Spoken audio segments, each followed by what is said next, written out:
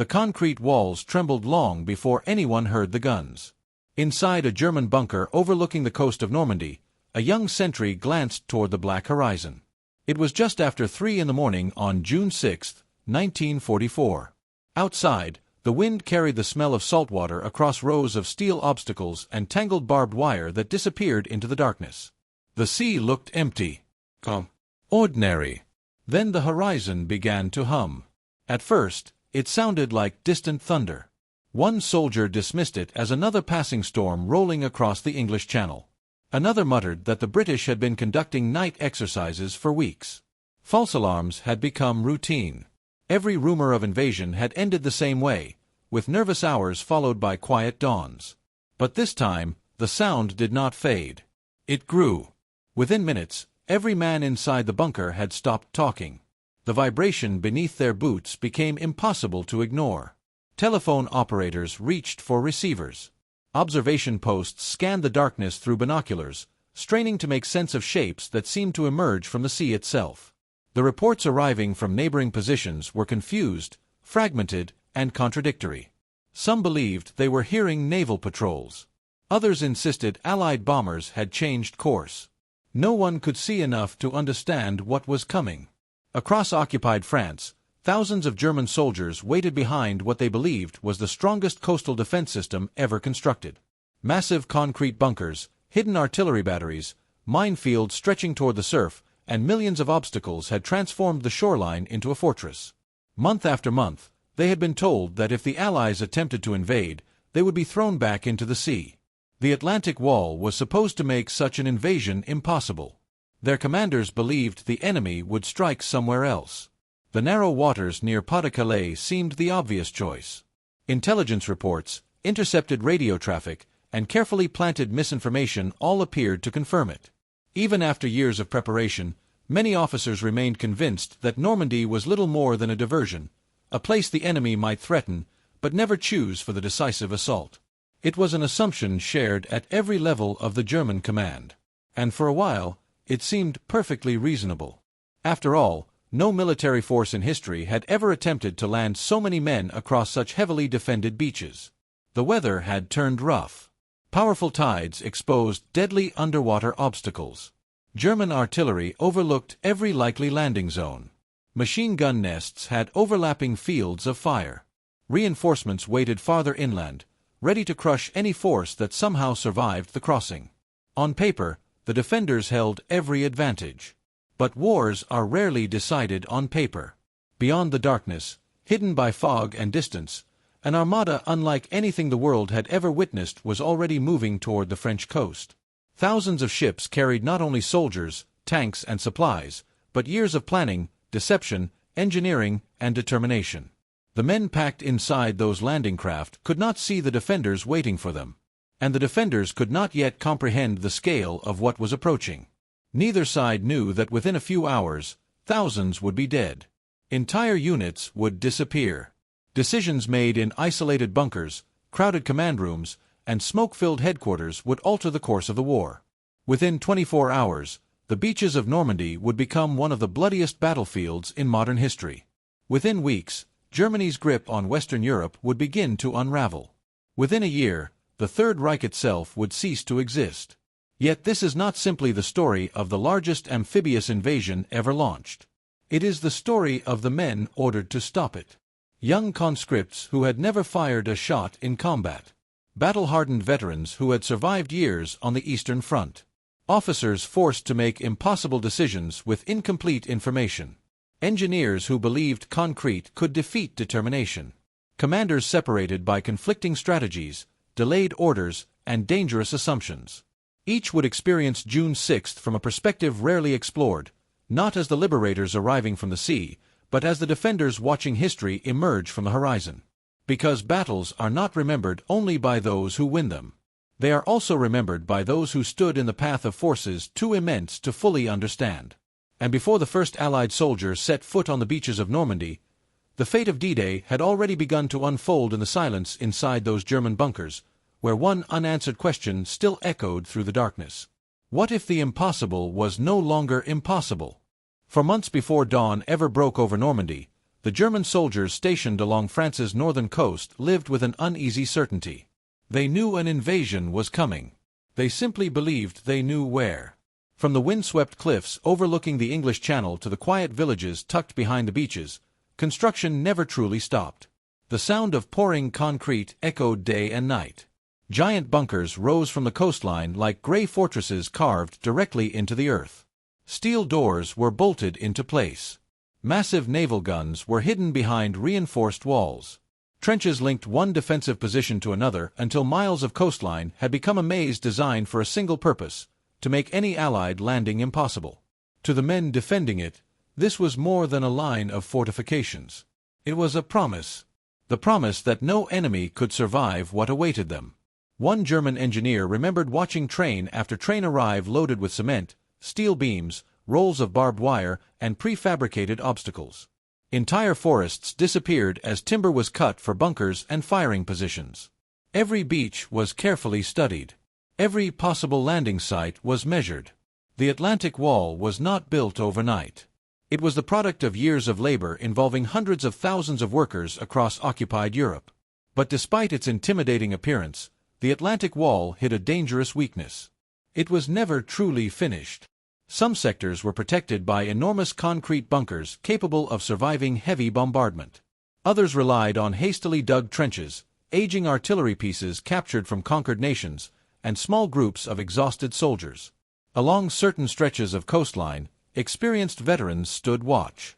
In others, teenagers and older reservists carried rifles beside foreign conscripts who spoke little German. From a distance, it looked like one continuous fortress. Up close, it was a patchwork of strengths and vulnerabilities. No one understood this better than Field Marshal Erwin Rommel. Having witnessed Allied air power devastate German forces in North Africa, Rommel reached a chilling conclusion. If the Allies successfully landed, Germany would almost certainly lose the battle. Allied fighter aircraft controlled the skies during daylight. Every road, bridge, and railway could be attacked within minutes. Large German formations moving toward the beaches would become easy targets long before they reached the front. Rommel argued that the invasion had to be destroyed at the water's edge. Every minute mattered. Every meter of beach surrendered would make victory less likely. He ordered millions of mines planted across the coastline. Steel hedgehogs, wooden stakes tipped with explosives, and underwater obstacles were positioned to rip apart landing craft as the tide rose. Flooded fields were created inland to trap airborne troops. Beaches that had once welcomed fishermen and tourists became deadly killing grounds. Many soldiers respected Rommel because he visited them personally. Unlike distant commanders who issued orders from headquarters, he walked through muddy trenches, inspected bunkers, and questioned junior officers directly. He noticed missing ammunition. He criticized weak defensive positions. He demanded improvements wherever he went. But not everyone agreed with his strategy. Far from the beaches, Field Marshal Gerd von Rundstedt believed Germany's strongest armored divisions should remain inland. Instead of scattering tanks along the coast, he wanted to launch a massive counterattack after the Allies revealed their true landing site. In his view, the Panzer Divisions were too valuable to risk in isolated coastal battles. The disagreement created a dangerous divide. Who would control the tanks? When should they move? And who had the authority to make that decision? The answers remained tangled in layers of military bureaucracy and Adolf Hitler's personal control. Several elite panzer divisions could not move without his direct approval. It seemed like a minor administrative detail. Soon, it would become one of the most consequential delays of the entire campaign. Meanwhile, life inside the coastal defenses settled into an exhausting routine. German soldiers spent long hours repairing storm damage, replacing washed-away obstacles, cleaning weapons, and watching an empty sea. Patrols marched across beaches littered with mines. Engineers checked demolition charges. Radio operators monitored endless reports that rarely led anywhere. At night, searchlights swept across dark water only to reveal drifting waves. False alarms became common. One evening, distant aircraft triggered a full alert. Nothing happened. Another week, naval activity across the Channel convinced several commanders the invasion had begun. Again, nothing happened. After months of repeated warnings, many soldiers stopped believing each new alarm. The greatest danger had become waiting. Even intelligence seemed to support their confidence. German analysts remained convinced the main Allied invasion would strike the Pas-de-Calais, the narrowest point between Britain and France. It made perfect military sense. The crossing was shorter. Supply lines would be easier to maintain. Heavy bombings in that region appeared to confirm the theory. Unknown to them, the Allies had spent months feeding this belief through one of history's most successful deception campaigns. Fake radio traffic, inflatable tanks, dummy aircraft, fabricated headquarters, and double agents all reinforced the illusion that Normandy was merely a distraction. Every new piece of evidence strengthened Germany's confidence in the wrong conclusion. For the soldiers standing watch in Normandy, this misunderstanding offered quiet reassurance. If an invasion came here, they reasoned, it would only be a diversion. The real battle would happen somewhere else. As spring turned into early summer, another obstacle appeared to protect them. The weather. Strong winds battered the channel. Heavy clouds rolled across northern France. Rough seas crashed against the beaches, making any large amphibious operation seem increasingly unlikely. German meteorologists predicted that conditions would remain poor. Many officers believed no commander would risk landing thousands of men through such violent water. On the evening of June 5th, some senior officers even left their headquarters for military exercises or personal commitments. Rommel himself traveled back to Germany, believing the weather made an invasion impossible for several more days. The coastline remained on alert, but not on edge. The soldiers settled into another cold night, believing tomorrow would resemble yesterday. Across the channel, however, nearly 7,000 Allied ships had already begun moving through the darkness. Inside them were more than 150,000 soldiers waiting for a signal that would change history forever. Along the beaches of Normandy, the defenders still watched an empty horizon. Completely unaware that the largest invasion force ever assembled was already sailing toward them. Just after midnight, the silence began to fracture. The first reports did not come from the beaches. They came from the sky. A German sentry near the village of Saint-Mire-Église looked upward after hearing the deep drone of aircraft engines. At first, he assumed they were German bombers returning from a mission over England. The sound was familiar, almost comforting. But within moments, the engines multiplied until the night itself seemed alive. Hundreds of aircraft were crossing the channel. Then thousands. Searchlights stabbed into the darkness, sweeping across low clouds as anti-aircraft batteries erupted into life. Tracer rounds climbed into the sky like glowing rivers, but there were simply too many targets. The roar overhead became deafening, shaking windows and rattling bunker walls across Normandy. Inside command posts, telephones began ringing all at once. Aircraft approaching from the northwest. Large formations. Unable to determine destination. No one yet understood what they were witnessing. Then came the parachutes. White canopies blossomed against the moonlit sky, drifting silently toward fields, orchards, and villages. German soldiers fired upward instinctively, their machine guns stitching lines through the darkness. Some paratroopers were hit before they ever touched the ground. Others landed miles from their intended drop zones, scattered by heavy clouds and fierce winds. But something seemed wrong. Reports flooded headquarters describing paratroopers landing everywhere at once. Some officers claimed entire divisions had descended behind German lines. Others insisted the enemy was attacking from every direction simultaneously. In reality, many of those paratroopers were nothing more than cloth dummies. The Allies had dropped hundreds of decoys, rubber mannequins fitted with small explosives and noise-making devices.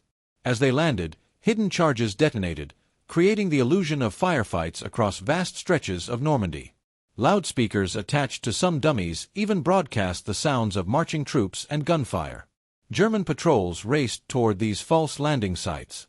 Precious hours were wasted chasing soldiers who did not exist. Confusion became the Allies' first weapon.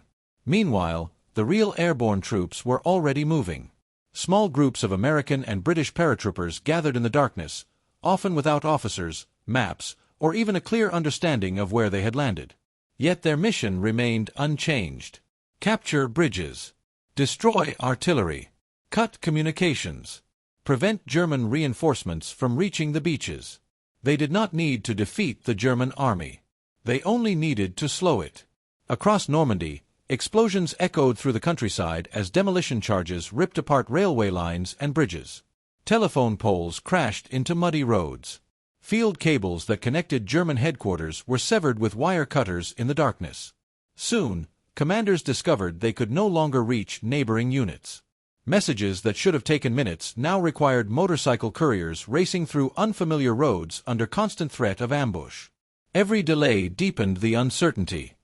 Inside one German headquarters, officers gathered around large situation maps covered with colored pins. New reports arrived faster than they could be processed. Enemy parachutists north of Carentan. No. South of Cannes. Correction. Near the Murderet River. Another message interrupted before anyone could verify the first. Then another. And another. The map became a maze of conflicting information. No one knew which reports were real. Some commanders feared the invasion had already begun. Others believed this was merely another diversion designed to distract from the true landing at Pas-de-Calais. The deception that had fooled Germany for months continued to shape every decision. Farther inland, German reserve units received contradictory orders. One battalion was told to move west. Hours later, it was redirected east. Another remained in place, awaiting confirmation that never came. Every commander hesitated, worried about committing his men against what might be a phantom attack. The uncertainty spread upward through the chain of command. At the highest levels, another problem emerged. Several armored divisions remained under Adolf Hitler's personal authority. Without his approval, they could not launch a full counterattack. But Hitler was asleep. His staff refused to wake him. The belief that Normandy was only a diversion still lingered inside headquarters. If this proved to be a feint, releasing Germany's most powerful armored reserves too early could leave the real invasion force free to strike elsewhere. So they waited. Minutes passed. Then hours. Along the Norman coast, the soldiers inside bunkers knew nothing of these political calculations. They only sensed that something enormous was unfolding beyond their view. The night grew brighter as distant fires illuminated the horizon. Isolated firefights erupted across fields where scattered airborne troops clashed with German patrols. Church bells rang in frightened villages. Civilians peered cautiously through shuttered windows as gunfire echoed from every direction. One German corporal later recalled the strange feeling of fighting an enemy he could barely see. Every hedgerow seemed to hide paratroopers. Every shadow appeared to move. Every unfamiliar sound raised the fear of another ambush. Sleep became impossible. As the hours crept toward dawn, exhausted radio operators continued sending desperate messages through overloaded networks. Engineers struggled to repair damaged telephone lines, only to discover they had been cut again farther down the road. Dispatch riders disappeared into the darkness, uncertain whether they would reach their destinations. The carefully organized German defensive system was beginning to unravel, not because it had been overwhelmed by superior numbers, but because it had been thrown into uncertainty. The Allies had understood something vital. An army that cannot communicate cannot think. An army that cannot think cannot react.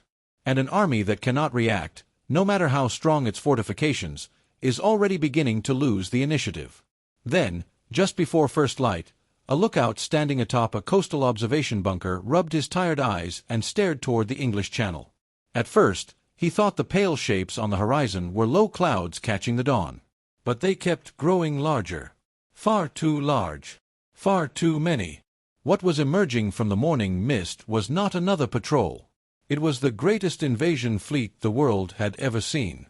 The first light of dawn revealed a sight that no German soldier on the Normandy coast had ever imagined possible. The sea had disappeared. Where there had been only dark water a few hours earlier, the horizon was now covered by ships. Battleships, cruisers, destroyers, landing craft, transport vessels, minesweepers. Hundreds became thousands, stretching so far across the English Channel that they seemed to merge with the morning sky. For a few stunned seconds, no one spoke. The men inside the observation bunkers simply stared. One German officer lowered his binoculars, convinced his eyes had betrayed him. Another demanded that the lookout check again. Surely no navy in the world could assemble a fleet of that size without being detected. But the reports arriving from neighboring positions confirmed the impossible. The invasion had begun. Telephones rang frantically inside coastal headquarters. Enemy fleet sighted. Large formations approaching Omaha. Additional ships off Gold Beach. Enemy vessels across the entire horizon.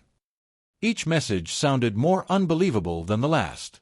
The nightmare Germany had spent years preparing for was no longer a possibility. It was sailing directly toward them. Deep inside one concrete battery overlooking the coast, artillery crews rushed to their guns. Ammunition lockers were thrown open. Massive shells, each weighing hundreds of pounds, were rolled toward waiting breaches. Powder charges followed. Every movement had been rehearsed countless times. Now there would be no second chance. Nearby, machine gun teams climbed into firing positions overlooking the beaches. Mortar crews checked their range tables one final time. Riflemen peered through narrow firing slits carved into reinforced concrete, trying to identify which landing craft should be targeted first. Some men crossed themselves. Others quietly unfolded family photographs before placing them back into their uniforms. No speeches were given. There was only work. Then, at precisely the moment many defenders expected to fire the first shots, the sea answered first. Without warning, the battleship guns opened fire. The sound was unlike anything most German soldiers had ever experienced. It was not a single explosion but a continuous wall of thunder. Massive naval shells screamed overhead before crashing into cliffs, bunkers, and artillery positions with terrifying force. The earth itself seemed to explode. Concrete dust filled the air. Telephone poles snapped like twigs. Entire sections of trench collapsed beneath falling debris. Windows shattered miles inland as shockwaves rolled across the countryside. One bunker survived a direct near miss, but everyone inside was thrown violently to the floor. The lights failed instantly. Dust poured through ventilation shafts, turning the air almost impossible to breathe. For several minutes, many defenders could do nothing except endure. Outside, the carefully constructed Atlantic Wall was disappearing beneath fountains of earth, smoke, and fire. Some artillery batteries managed to return fire, sending shells toward the Allied fleet. But identifying individual targets through smoke and sea spray proved incredibly difficult. Even successful hits barely slowed the armada. Every damaged ship seemed to be replaced by another moving steadily toward the beaches. The bombardment continued. Then came the aircraft. Hundreds of Allied bombers crossed overhead in carefully timed waves. Their mission was simple: destroy anything the naval guns had missed.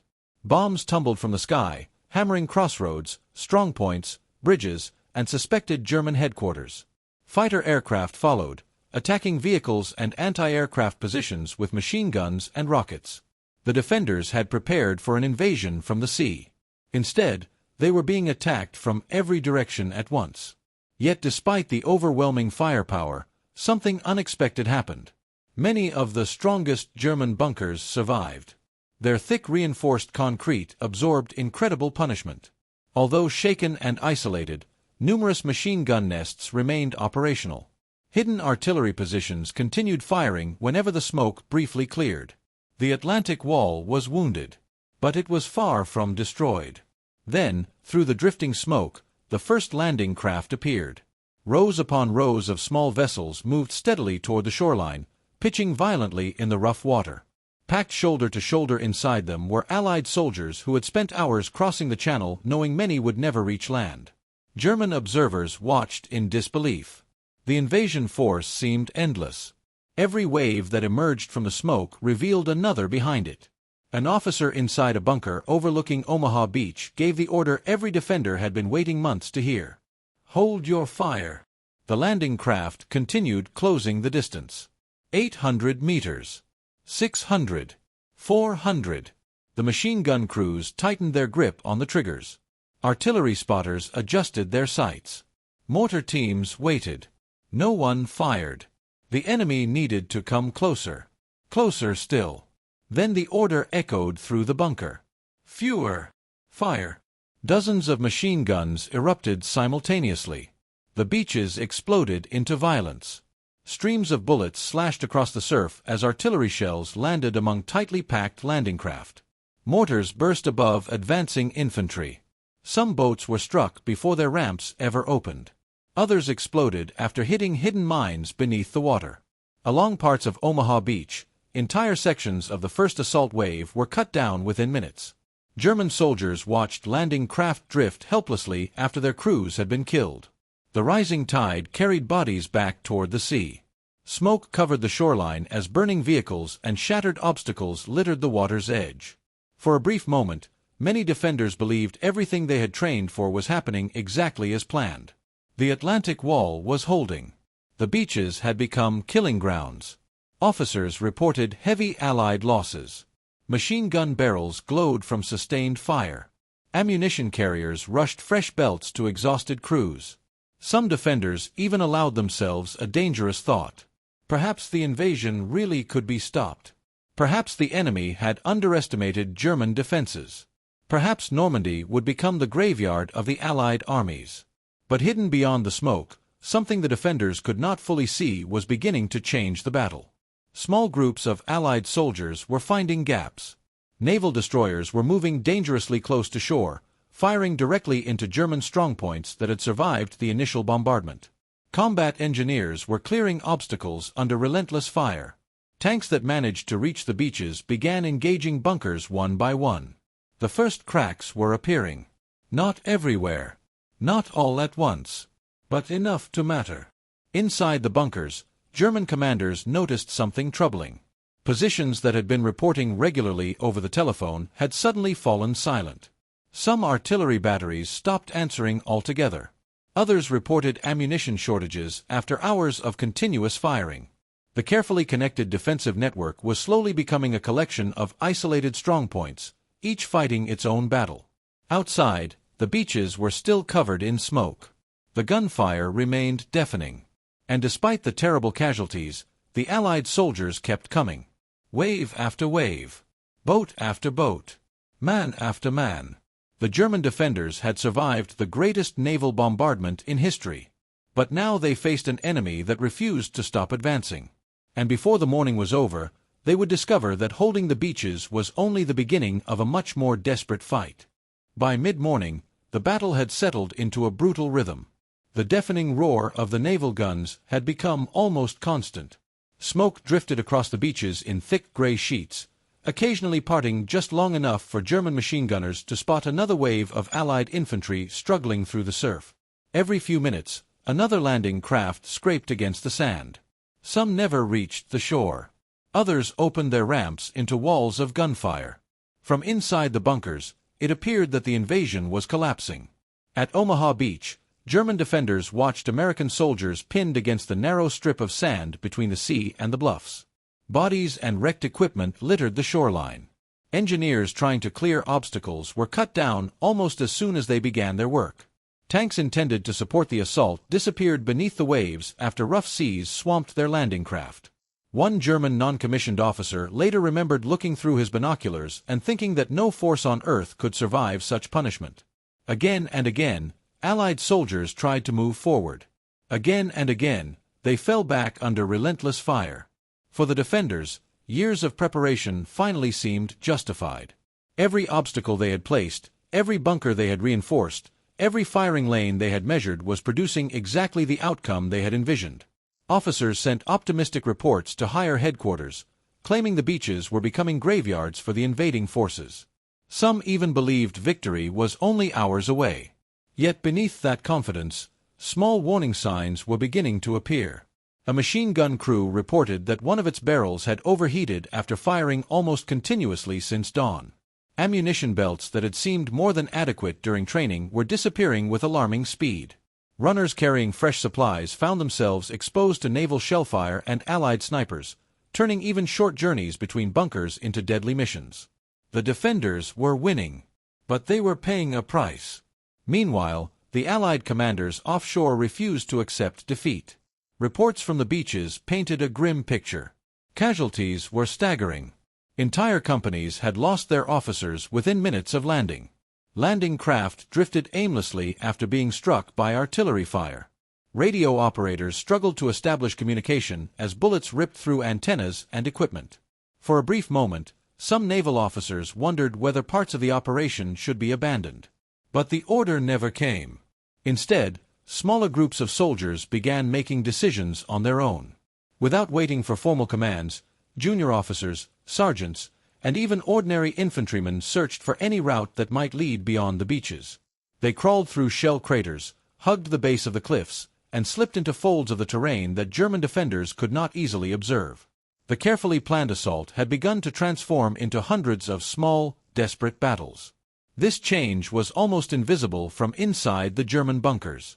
They could still see men falling. They could still hear machine guns dominating the shoreline. What they could not see were the scattered groups slowly working their way toward the bluffs. One American officer later described the situation with brutal simplicity. There were only two kinds of men on that beach: those who were dead, and those who were about to keep moving. That determination began to alter the battlefield.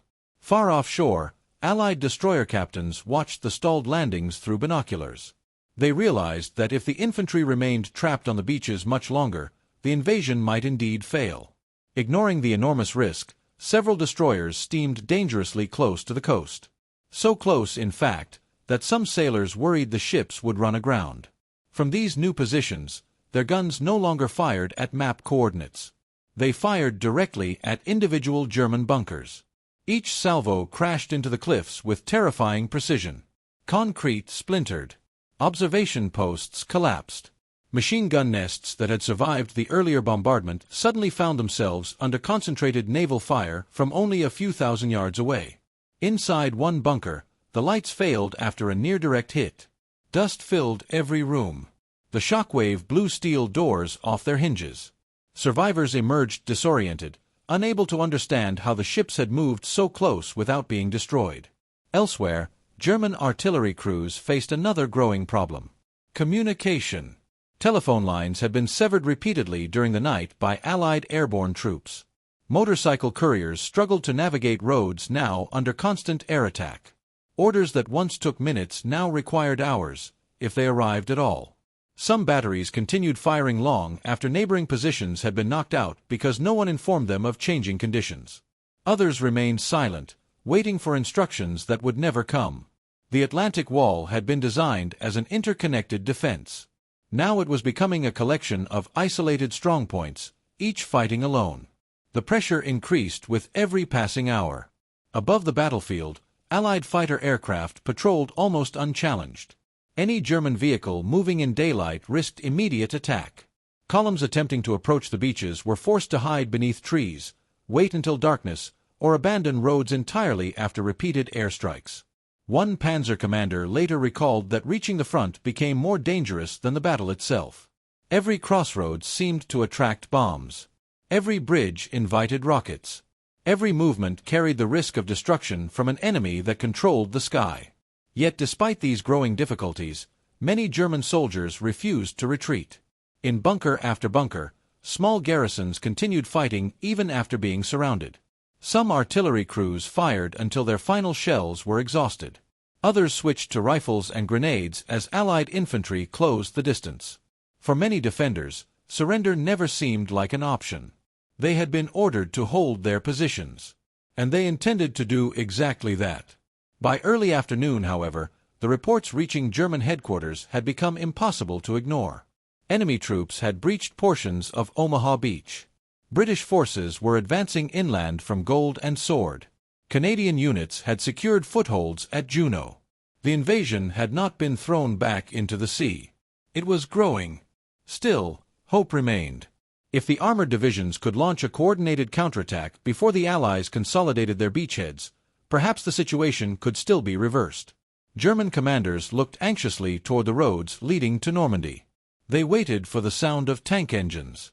They waited for the arrival of reinforcements powerful enough to drive the invaders back into the Channel. Hour after hour passed.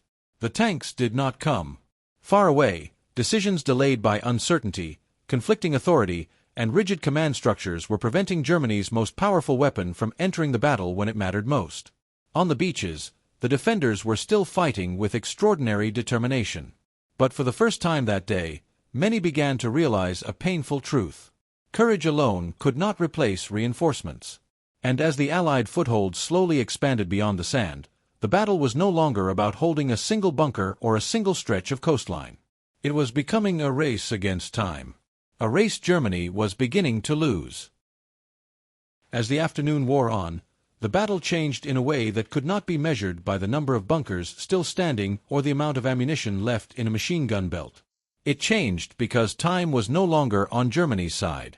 From the first reports before dawn, German commanders had believed they still had one decisive advantage. The Atlantic Wall was never meant to defeat an invasion entirely on its own. Its real purpose was to delay the enemy long enough for powerful panzer divisions to arrive, launch a crushing counterattack, and throw the invaders back into the sea. That was always the plan. Hold the beaches. Bring in the armor. Destroy the beachhead. Simple in theory. Disastrously complicated in reality. Nearly 100 miles from the fighting, telephones continued to ring inside German headquarters. Maps were covered with fresh reports, many of them contradictory. Some officers insisted Normandy was the main invasion. Others remained convinced it was only a diversion designed to draw German reserves away from the Pas-de-Calais. The deception that had fooled Germany for months refused to die. Even now, with thousands of Allied soldiers fighting on the beaches, some commanders believed the real attack had yet to come. It was exactly what the Allies had hoped for. 4 weeks before D-Day, fake armies, inflatable tanks, wooden aircraft, false radio traffic, and carefully controlled double agents had convinced German intelligence that the decisive landing would occur farther east. Now those lies were buying precious hours. Every hour mattered, because every hour allowed more Allied troops to come ashore. At the center of the crisis stood a problem that no soldier on the beaches could solve. Several of Germany's elite panzer divisions could not move without Adolf Hitler's personal authorization.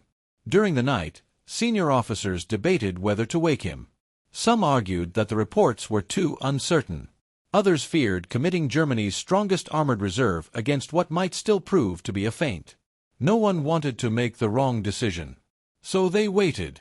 By the time authorization finally came, the most valuable resource in warfare had already been lost. Time. The delay would haunt German commanders for the rest of the campaign. When the first armored columns finally began moving toward Normandy, they entered a battlefield unlike any they had faced before. The roads looked peaceful from a distance. Then the fighter bombers appeared. Allied aircraft circled constantly above northern France, searching for anything that moved. A single column of tanks, trucks, or fuel vehicles could attract rockets, bombs, or strafing attacks within minutes.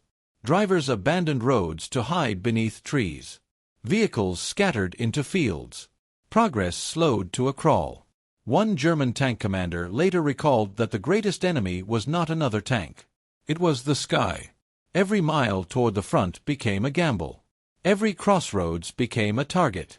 Every bridge risked destruction before it could even be crossed. Fuel shortages made the situation even worse. Years of war had stretched Germany's logistics to the breaking point.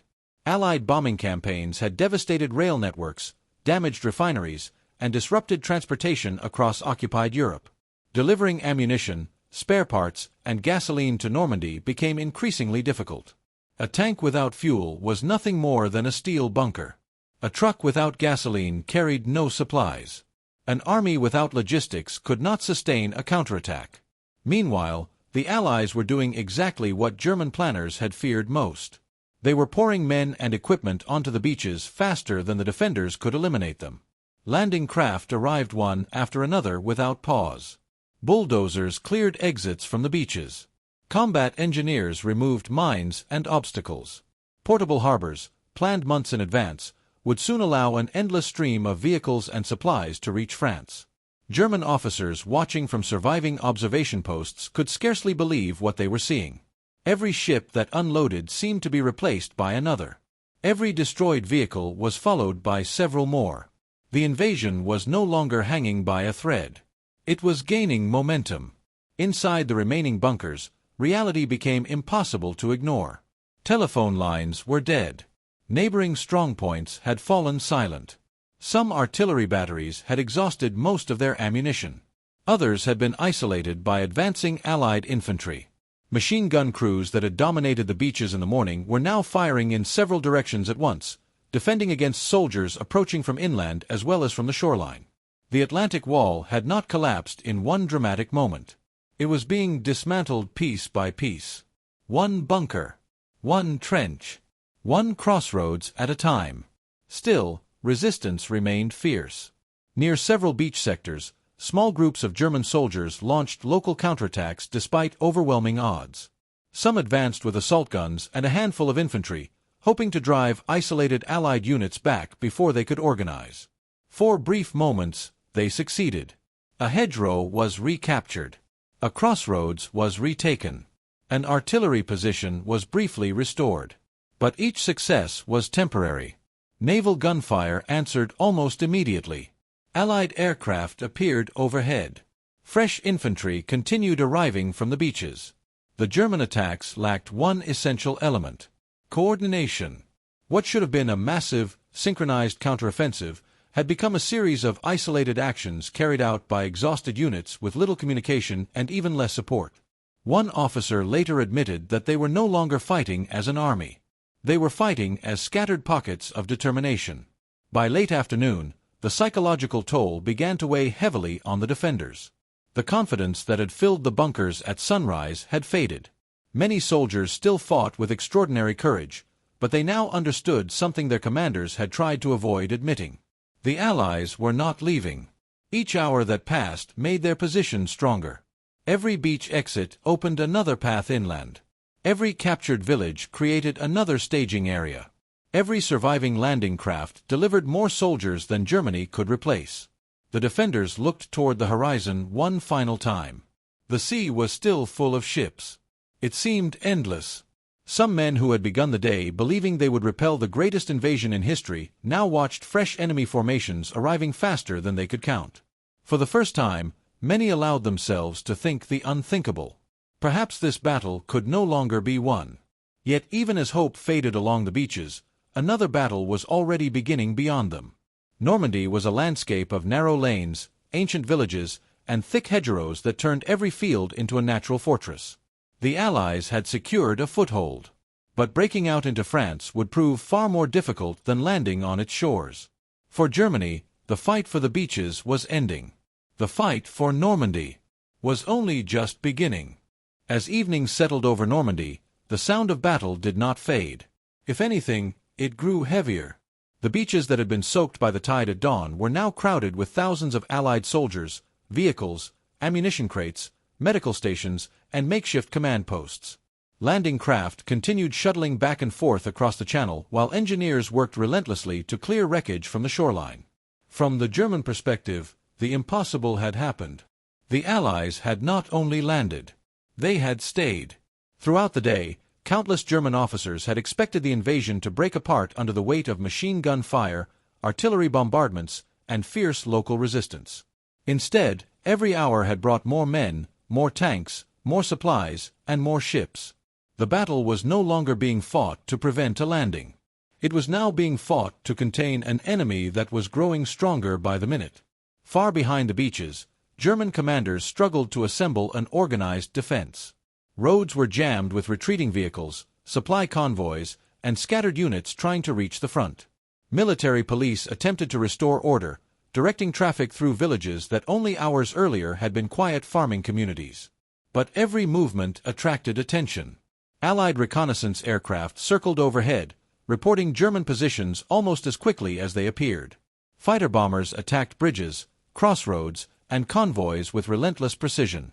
One surviving German officer later described daylight movement as almost suicidal. "If you could see the sky," he recalled, "the sky could already see you." It was a new kind of battlefield. In earlier campaigns, German commanders had relied on speed. Fast-moving armored columns, rapid communication, swift concentration of force. The strategy had overwhelmed Poland, France, and much of the Soviet Union during the early years of the war. Normandy was different. Every attempt to move quickly was slowed by destroyed bridges, bombed railways, cratered roads, and constant attacks from the air. The very tactics that had once made Germany so dangerous were now working against them. Meanwhile, along the beaches, Allied engineers transformed chaos into organization. Bulldozers carved new exits through embankments. Military police directed traffic away from the shoreline. Medical teams established field hospitals only a short distance behind the front. Fuel dumps, ammunition depots, and communication centers appeared with astonishing speed. German observers could scarcely believe how efficiently the invasion force adapted. This had never been intended as a single day's battle.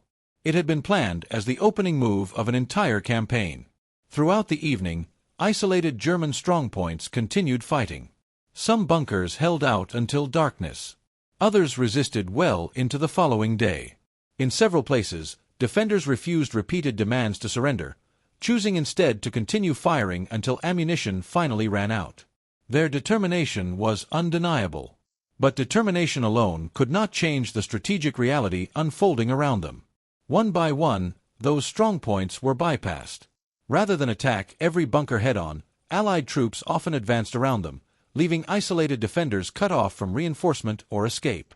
For soldiers inside those positions, the realization came slowly. The battle had moved past them. They were no longer defending the coastline. They were defending islands of concrete surrounded by enemy territory. Many would fight until capture became unavoidable. Others attempted desperate breakouts under cover of darkness. Few succeeded. Elsewhere, German armored units finally reached parts of the battlefield. But they arrived too late, and in too few numbers. Instead of launching one coordinated counteroffensive, they entered combat piecemeal, attacking isolated sectors while Allied naval guns, artillery, and aircraft concentrated overwhelming fire against them. Individual crews fought with remarkable courage. Some tanks broke into Allied positions before being destroyed. Others delayed advancing infantry for hours. Yet every local success was overwhelmed by the sheer scale of the invasion. For every German vehicle knocked out, more Allied armor continued arriving from the beaches. For every defensive line established, fresh infantry extended the Allied perimeter. The balance of the battle had shifted beyond recovery. As night fell, German headquarters finally accepted what many frontline soldiers had already understood. The invasion was not a diversion. Normandy was the main attack. The realization came with devastating consequences. For months, some of Germany's strongest formations had remained positioned near the Pas-de-Calais, waiting for an invasion that would never come. Even after D-Day, Adolf Hitler remained convinced for several days that another, larger landing might still occur elsewhere. Those precious divisions waited for an enemy that did not exist. It was one of the greatest strategic victories of the Allied deception campaign. The battle had been influenced not only by bullets and bombs, but by belief. As June 6 came to an end, the German army had not been destroyed. Far from it. The fighting in Normandy would continue for weeks, becoming one of the most bitter campaigns of the Second World War. Every hedgerow would become a battlefield. Every village would change hands. German soldiers would continue resisting with determination, inflicting heavy casualties as the Allies fought their way inland. But something irreversible had happened on that first day. Germany had lost control of the initiative. The Atlantic Wall, once presented as an impenetrable fortress stretching across occupied Europe, had failed to achieve its one essential purpose. It had not stopped the invasion. For the men who survived inside the bunkers, June 6 ended not with dramatic speeches or decisive victories, but with exhaustion. Many had fought continuously for nearly 24 hours. Their ears still rang from naval bombardments. Their uniforms were coated in concrete dust and smoke. Their weapons were worn from constant use. Some searched for missing comrades. Others waited for orders that never arrived. Many simply stared toward the sea.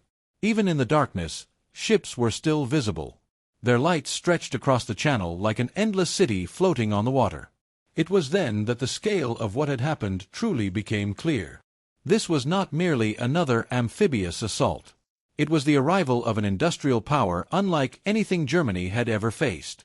Every ship represented more fuel, more ammunition, more tanks, more food, more engineers, more aircraft, more soldiers. The defenders had spent years building walls of concrete and steel. The Allies had spent years building an unstoppable system of logistics, planning, deception, and coordination. On the beaches of Normandy, those two visions of warfare collided. And by the end of June 6, 1944, the outcome was becoming impossible to ignore. The battle for the beaches was over. The battle for France had begun. And with it, the final chapter of Nazi Germany's war in Western Europe was set into motion. When the guns finally began to fall silent, Normandy did not resemble a battlefield that had been won. It looked like a world that had been shattered. The beaches were scarred by shell craters. Burned-out landing craft rested in the surf where the tide slowly pulled at twisted metal.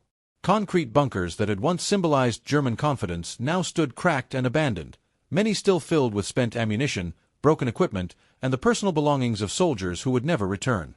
Across the countryside, villages lay in ruins, fields were torn apart by explosions, and the quiet roads of Normandy had become pathways for one of the largest military campaigns in history. For the German soldiers who survived June 6th, the war did not end when the sun set.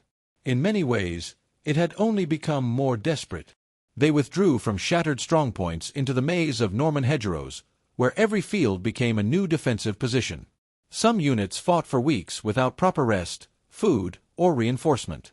Others found themselves surrounded, cut off from headquarters, relying on rumors instead of orders. The confidence that had existed before dawn was gone. In its place was the growing realization that they were no longer defending a coastline. They were trying to slow the advance of an enemy that seemed impossible to stop. For many, the psychological blow was greater than the military one. They had trusted the Atlantic Wall. They had believed the invasion could be contained. They had been told that no army could successfully cross the English Channel against Germany's defenses. Yet they had watched thousands of Allied soldiers come ashore despite everything placed in their path. The walls had not failed because the men defending them lacked courage. They failed because no wall can stand alone. Concrete cannot replace communication. Mines cannot replace mobility. And courage cannot replace coordination. The commanders faced their own painful lessons. Field Marshal Erwin Rommel had warned that the battle would be decided on the beaches during the first hours of the invasion. He understood that once Allied air power and naval supremacy came into play, every delay would strengthen the attackers and weaken the defenders. His prediction proved devastatingly accurate. By the time Germany's armored divisions entered the battle, the opportunity to destroy the beachheads had already slipped away. The decisions made in distant headquarters echoed louder than the guns fired on the sand. Some orders came too late. Some never came at all. Others were based on assumptions carefully planted by Allied deception. History is often remembered through moments of extraordinary bravery, but D-Day also reminds us of something less visible. Wars can be won long before the first shot is fired. Months before June 6th, Allied planners had assembled not just an invasion fleet, but an entire system designed to overwhelm every weakness in Germany's defense. Intelligence officers misled enemy commanders. Engineers developed specialized landing craft and portable harbors. Meteorologists searched for a narrow window of favorable weather. Air crews isolated the battlefield by destroying roads, railways, and bridges. Every branch of the Allied war machine worked toward a single objective. The soldiers on the beaches were the final step in a plan years in the making. For Germany, Normandy marked the beginning of an irreversible decline in Western Europe. Within weeks, Allied forces broke out from the beachheads and pushed across France. Within months, they reached Germany's borders. Less than a year after D-Day, the Third Reich had collapsed, and the war in Europe had come to an end. But to understand D-Day only through the lens of victory is to miss part of the story. From the German perspective, it was a day of impossible decisions. Young sentries who had expected another false alarm suddenly faced the largest invasion fleet in history. Machine gun crews fought until their barrels glowed red. Medics treated friend and foe alike amid collapsing bunkers. Officers struggled to lead without reliable communications, uncertain whether the reports reaching them reflected reality or deception. Many fought with determination. Many died believing reinforcements were still on the way. Many never learned that those reinforcements would arrive too late. And that brings us back to the quiet bunker overlooking the sea before dawn. A young sentry had stood there listening to a strange sound rising from the darkness. At first, it seemed like distant thunder. Then it became the engines of thousands of ships. By sunrise, he was watching history emerge from the horizon. What he could not know in that moment was that the sound rolling across the English Channel was more than an invasion fleet.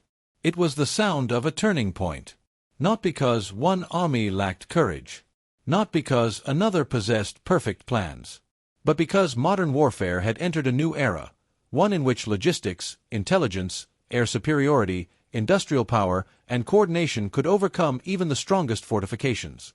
The Atlantic Wall was built from millions of tons of concrete and steel.